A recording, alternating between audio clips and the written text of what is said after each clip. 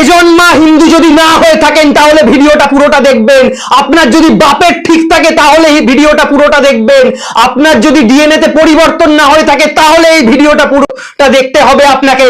কারণ কি জানেন, गुस्ताख नबी की एक ही सजा, सरतन से जुदा, सरतन से जुदा। জয় গোমাতা, জয় শ্রীরাম।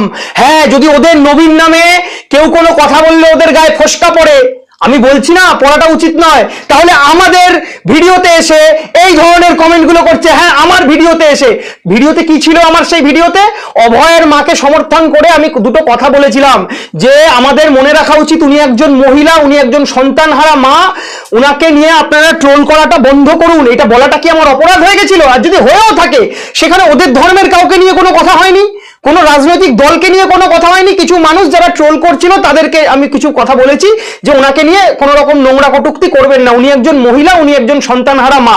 তাতে এই বারাঙ্গনা পুত্র বরাহনন্দন জঙ্গি জিহাদি, হয়তো ওর এসআইআর এর নাম নেই, ও একটা রোহিঙ্গা, ওর নাম দেখেও মনে হয় ও কোনো জঙ্গি সংগঠনের সাথে যুক্ত, ও এই কমেন্টগুলো করছে, ও এই ধরনের কমেন্টগুলো করছে, এইভাবে পার্সোনাল অ্যাটাক করে ও হুমকি দিচ্ছে।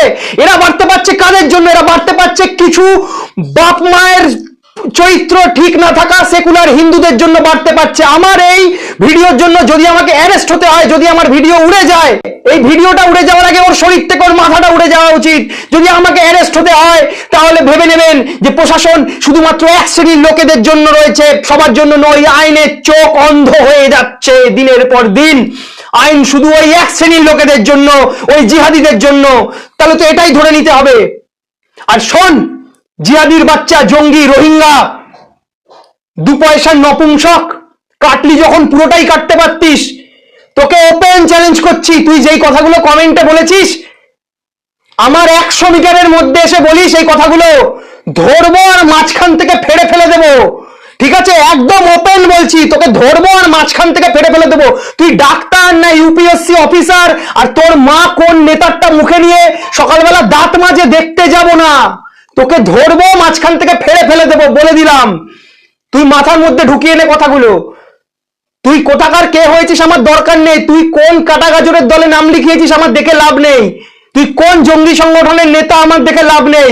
আমাদের হিন্দু ধর্মের দেবী দেবতাকে নিয়ে বাড়তি একটা কথা বলবি, একটা অযৌক্তিক কথা বলবি, একটা বাজে নোংরা কমেন্ট করবি, স্কচ বাইট ছাড়া এমন ঘষে দেবো, ছাল চামড়া তুলে দেবো, পরিষ্কার বললাম। আর যদি আপনাদের শরীরে এখনো এতটুকু হিন্দুত্ববোধ থেকে থাকে, এতটুকু মনুষ্যত্ব থেকে থাকে, যদি আপনার বাবার রক্তই আপনার শরীরে বয়ে থাকে, তাহলে কমেন্ট বক্সে ওই জানোয়ারটাকে মেনশন করে নিজেদের ক্ষোভ উগড়ে দিন।